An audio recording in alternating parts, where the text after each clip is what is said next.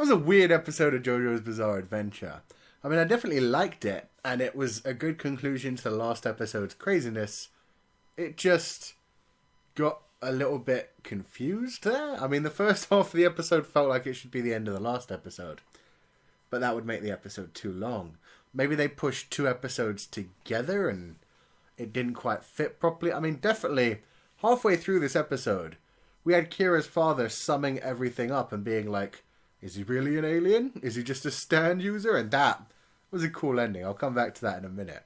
But yeah, when they did that, they even had the to be continued thing happen. Like, it went all brown coloured and did the to be continued as if the episode was ending. And I was like, there's no way.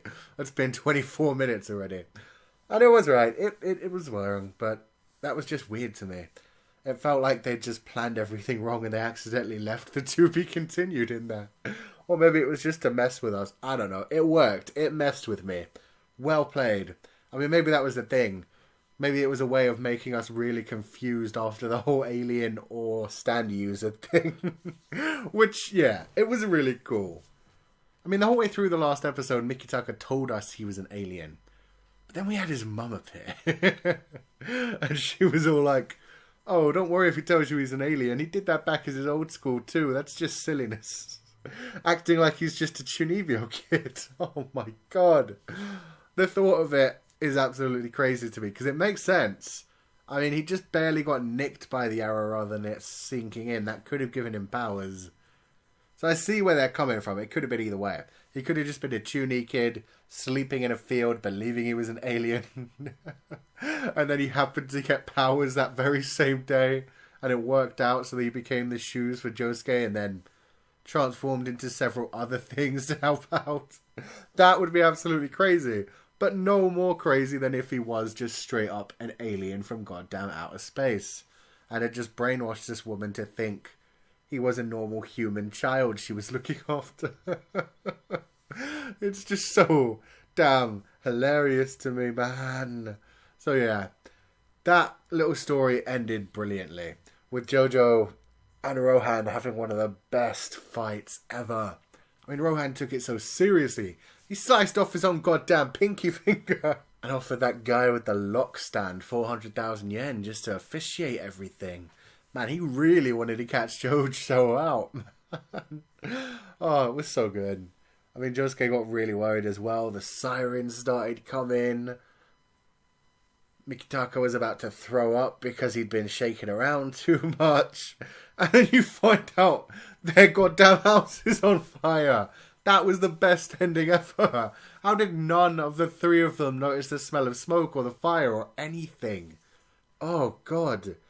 You know what I would have loved? If they had animated, like, the fire slowly start to burn in the background.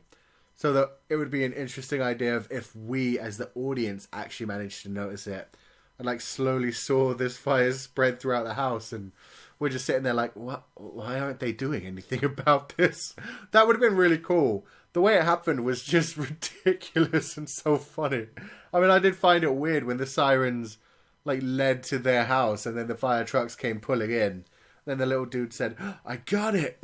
And I thought that JoJo had just been found out, that he had seen the vomit and the weird little rash thing appearing on the dice. But nope. Even more weird than that. It was just so brilliant. JoJo managed to get away, but Rohan was so pissed off at him, man. Oh, JoJo should know by now. Just don't mess with Rohan. Rohan's a freak.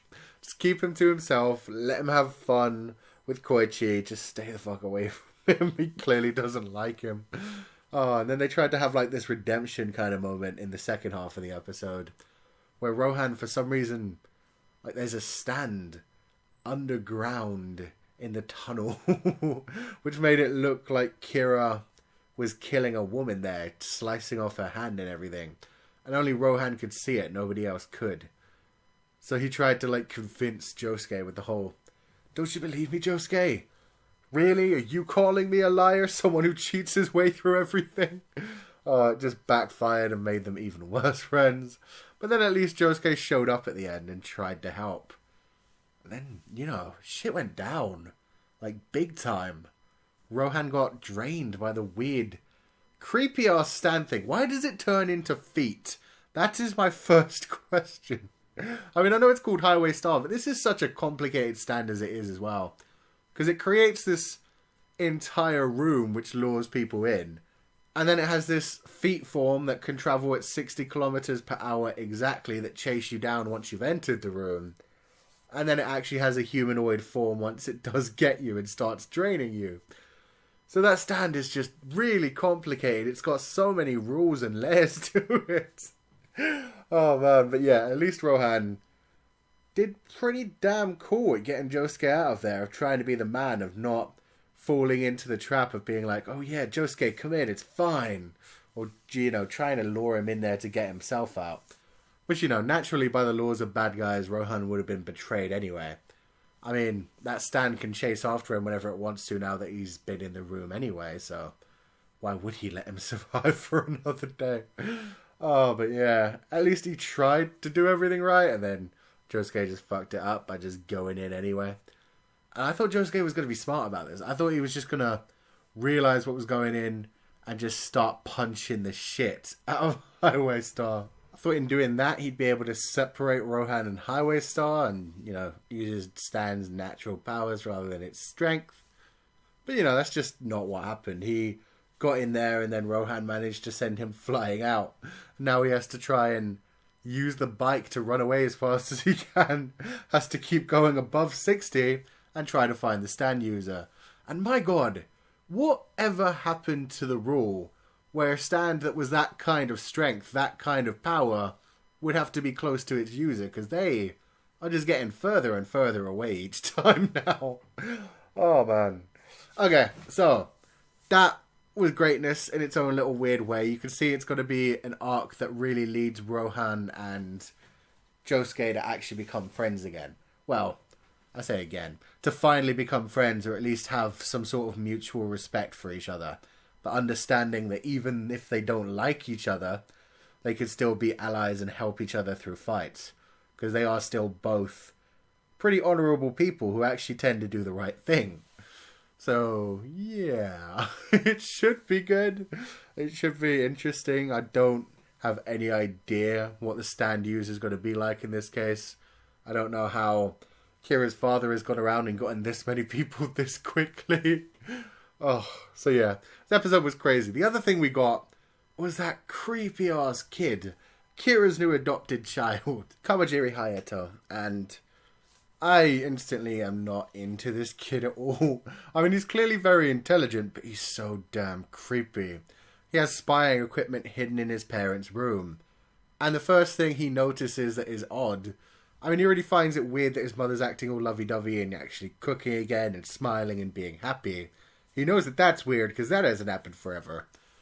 But one of the other things that he notices that very odd is that his mother doesn't normally get naked in front of his father anymore. That comment creeps me the fuck out, man.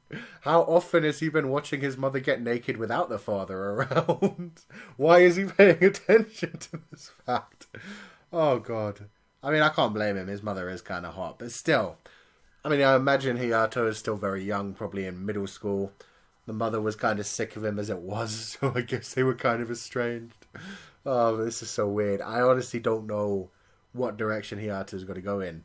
I know a lot of people have told me to keep eyes on him because he should be a very interesting character in the future, but I don't know if that means he's going to be incredible, or he's going to be a bad guy or a good guy, or if he's just going to continue to be creepy throughout the series until whatever goes down with him. I mean, I still think the bit in the opening where we have Killer Queen's hands going down to his shoulders, it looks like Killer Queen's about to kill him there, so I'd imagine he'll be against Kira. But who knows, I really like the idea of him actually finding out the secret but not minding too much and actually joining Kira's side. That would be cool. Creepy little kid working with Kira. So yeah, this is a great episode. There's so much that it's like leading to in the future.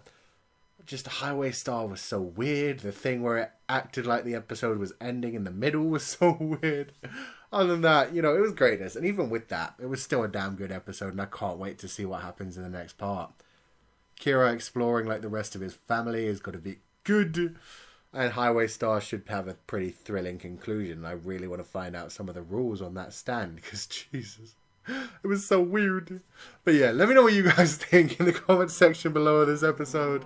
And if you enjoyed this review, whack that like button like you mean it. Subscribe if you haven't already to see more. And I will see you guys next time.